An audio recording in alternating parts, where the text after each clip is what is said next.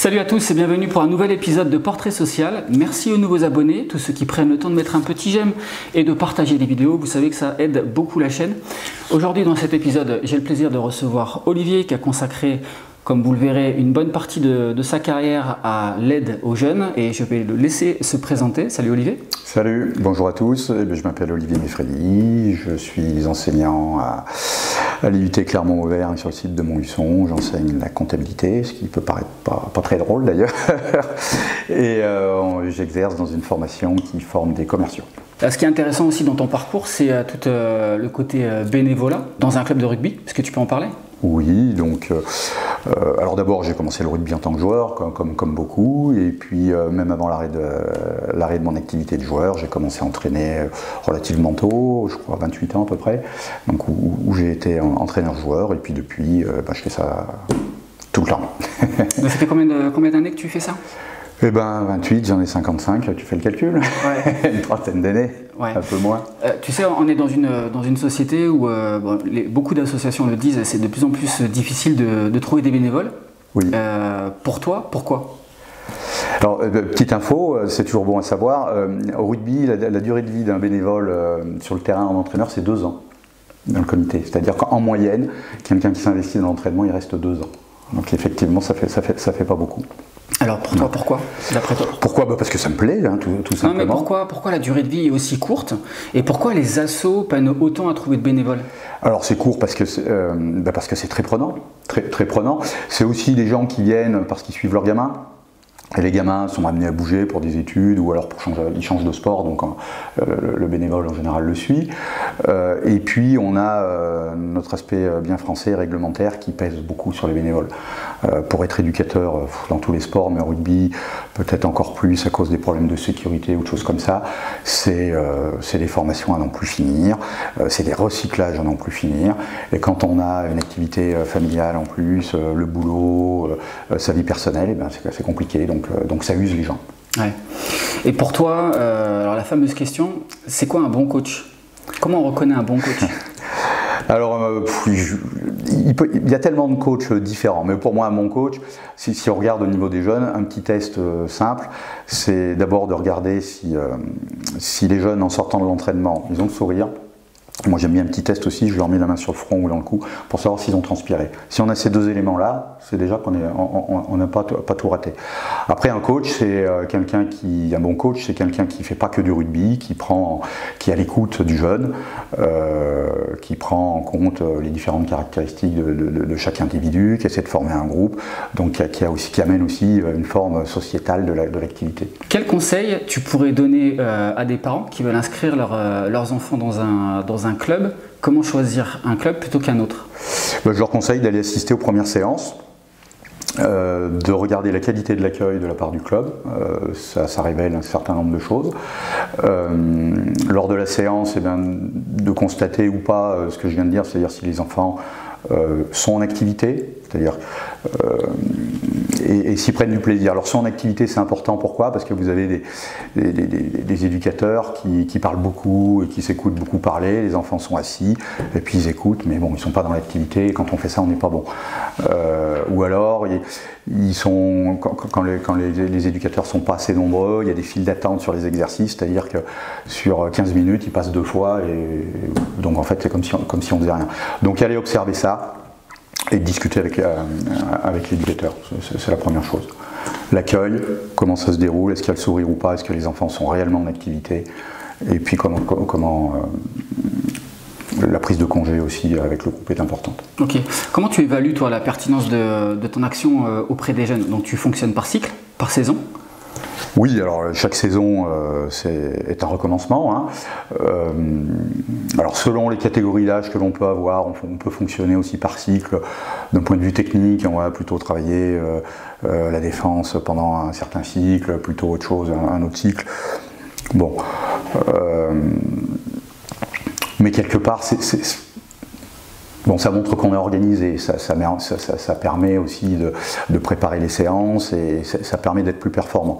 Mais une bonne séance, Encore une fois, c'est quand il se passe, quand le groupe est avec l'entraîneur et que l'entraîneur est avec le groupe. Voilà, qu'il y a cet échange, qu'il y a de la réactivité, qu'il y a du partage entre ces deux éléments-là et qu'il y a de l'activité, que ça se passe bien.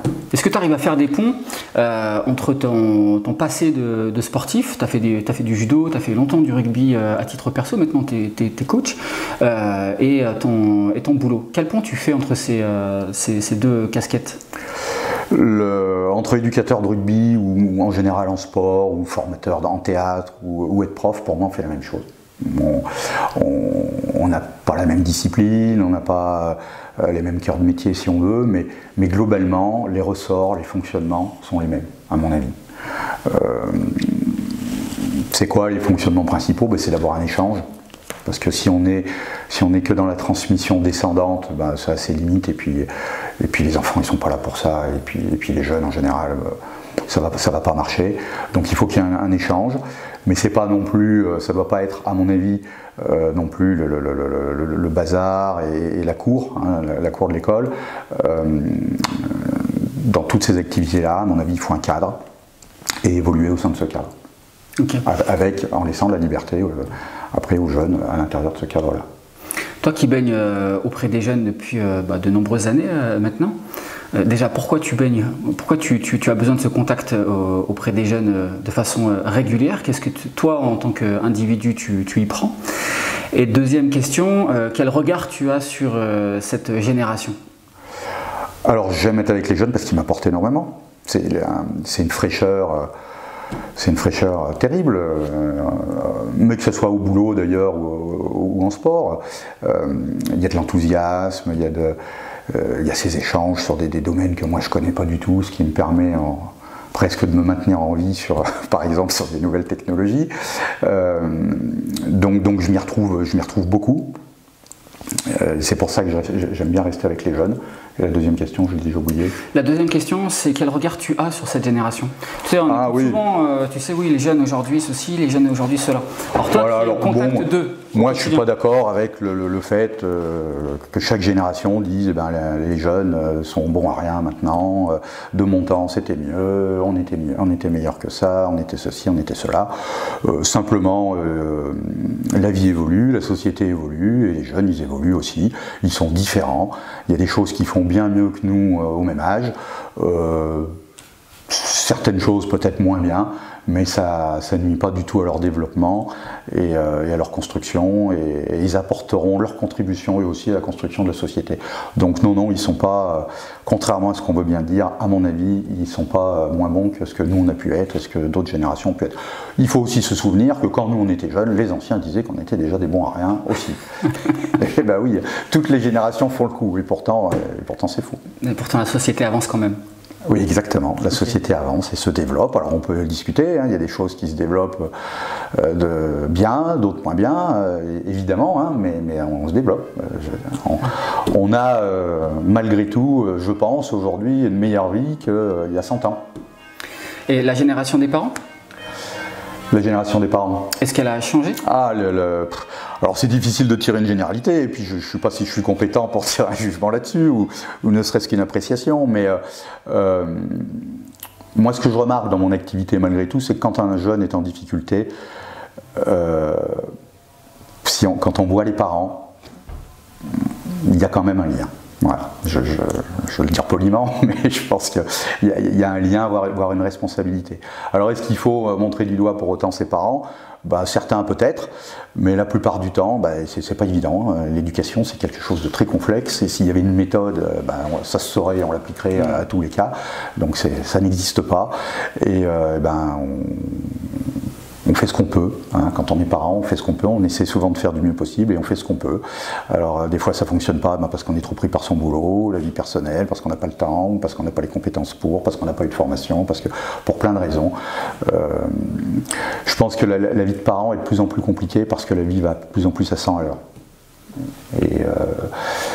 Et éduquer quelqu'un, ça prend du temps. Il faut être disponible, il faut être à l'écoute, c'est pas si simple. C'est ça. Quel regard tu poses sur toi ? Est-ce que tu arrives à être fier de ce que tu fais ? Fier, non, c'est un bien grand mot. Je me pose pas de questions, je me pose pas beaucoup de questions. Je fais ce que je fais parce que j'y prends du plaisir, donc de façon un peu égoïste, mais bon, l'être humain est ainsi fait et c'est normal et ça fonctionne comme ça. Il n'y a pas de fierté à avoir. Non, sincèrement. Tu as déjà eu des mots de jeunes qui t'ont touché? Que ce soit des étudiants à l'UT ou des petits gars Oui, il n'y a pas si longtemps, là, à la fin de l'année universitaire, il y a une formation qui s'est terminée, là, qui s'appelle la licence Matisse, qui est une licence de marketing. J'ai revu des anciens qui viennent voir, ils me disent « Ah, vous avez été un super proche, je me souviens encore de vous, vous m'avez apporté plein de choses, de point de vue contenu de la matière, moi j'ai poursuivi mes études, vous en avez déjà presque tout fait, c'était super. » C'est bien, comment dire, c'est gratifiant. C'est le meilleur salaire. Oui, alors il ne faut pas que ça, hein. Attention, il faut manger aussi, mais c'est gratifiant, bien sûr. Ouais. Ça vaut ça vaut tous les mots d'une hiérarchie qui n'existe pas forcément dans mon boulot. Ouais. Et comment tu arrives à te renouveler, parce que bon, ça fait quand même, tu as un petit peu de bouteille quand même, tu vois, malgré le fait que tu restes jeune, etc. Mais quelque part, les cours de compta, ça reste quand même les mêmes cours, entre guillemets, de compta d'il y a plusieurs années. Les générations de gamins évoluent, changent, c'est pas les mêmes gamins, mais quelque part, une technique de rugby, c'est toujours la même. Donc comment tu fais pour te renouveler, garder ta fraîcheur et ton énergie? Quand on est dans l'échange, alors des fois je sais le directif, hein, attention, hein, mais quand on est dans l'échange, le public, même s'il a le même âge, il change tous les ans. Donc c'est un renouvellement. Et puis même si que ça soit en rugby ou en compta, même si j'essaie d'atteindre les mêmes objectifs, parfois je passe pas du tout par les mêmes chemins en fonction du groupe ou en fonction des sensations que j'ai. Là encore, un cours ou un entraînement, j'ai prévu de le faire comme ça et puis en fait je vais le faire complètement différemment parce qu'il y a eu un échange, il y a eu quelque chose qui me fait rebondir et qui me fait faire les choses différemment, et c'est ça qui est intéressant dans nos boulots, c'est que même si c'est les mêmes disciplines, on le fait toujours différemment. Ok. Tu dis que tu ne te poses pas de questions, ça tombe bien, moi je t'en pose. Pour toi, quelle est ta plus belle réussite? De façon générale? Bien sûr. C'est d'être plutôt globalement heureux. Voilà. Tu arrives à être heureux, donc aujourd'hui tu es heureux. Alors je sais que ça se dit pas. Plus belle réussite. Alors, ça se dit pas après. Alors pourquoi ça se dit pas? Je sais pas, parce que on a toujours. On n'a pas le droit d'être heureux de le dire. C'est comme dans la presse, il faut faire des titres sur ce qui va mal pour vendre, hein, c'est prouvé. Il y a des études qui montrent qu'un titre qui annonce une catastrophe se vend 4 fois plus qu'un titre qui annonce une bonne nouvelle. Bon. Donc on a toujours, et puis l'être humain il est un peu comme ça, on a toujours tendance à se plaindre. J'ai pas eu une vie simple, hein, j'ai des difficultés aussi, c'est pas tout rose, c'est clair. Mais globalement, je ne suis pas à plaindre et j'ai des enfants que j'adore, avec qui ça se passe bien, j'ai un boulot que j'aime, même s'il y a plein de choses dans mon boulot que j'aime pas, et notamment le côté administratif, et ça je peux plus, mais c'est un boulot que j'aime bien, et ce que je fais en dehors, mes loisirs, mes activités d'éducateur ou entraîneur au rugby me plaisent, donc globalement, ça se passe bien, donc il faut être capable de le reconnaître. Quel conseil t'aurais voulu avoir quand tu étais plus jeune? D'essayer d'avoir un petit temps d'avance et d'être un petit peu plus à l'écoute. Parce que, j'ai pris Alors, c'est aussi pas mal, hein, j'ai pris les choses comme elles venaient, sans trop me poser de questions, c'est peut-être un trait de mon caractère. Et peut-être que j'en ai pas assez profité, et peut-être que j'ai pas su saisir quelques opportunités, ou être plus performant dans certains domaines par un manque d'écoute.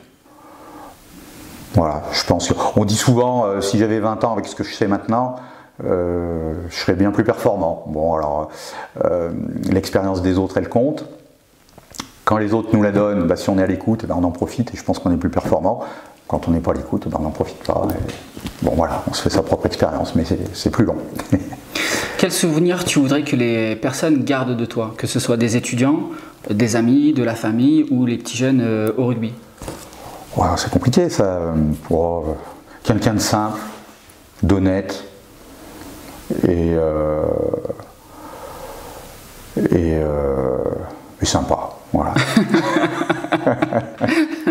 Ça va, c'est plutôt... Alors si je rajouterais, alors ça c'est peut-être plus une ambition, et quelqu'un de compétent, parce que ça compte aussi. Exactement. Pour clôturer cette petit échange, quel mot de la fin, quel conseil, quelle idée tu aurais envie de partager avant qu'on se quitte? Je pense qu'il faut être... tout à l'heure je disais que globalement j'étais content de ma vie. Je pense qu'il faut, si j'avais un conseil, être capable de profiter des bons moments et en être conscient. Parce que quand on traverse des moments difficiles, souvent on se polarise là-dessus et il n'y a plus que ça qui compte et ça prend tout l'espace. Et de se dire, et d'avoir profité quand même des bons moments et de s'en souvenir et de se dire ouais mais j'ai quand même vécu des bons moments, j'ai des bons copains, j'ai des bons amis, j'ai ça qui fonctionne, et ben ça aide à passer les mauvais moments. Et c'est aussi de se dire si on les a vécus, il n'y a pas de raison pour qu'il n'y en ait pas d'autres qui arrivent. Voilà, ça serait ce conseil-là. Profiter des bons moments et en être conscient. Super. Merci beaucoup pour cet échange. Je t'en prie, c'est moi. Merci pour ce que tu fais. Si cet épisode vous a plu, n'hésitez pas à le faire savoir dans la section commentaires et je vous dis à bientôt pour un nouvel épisode. Salut. Salut.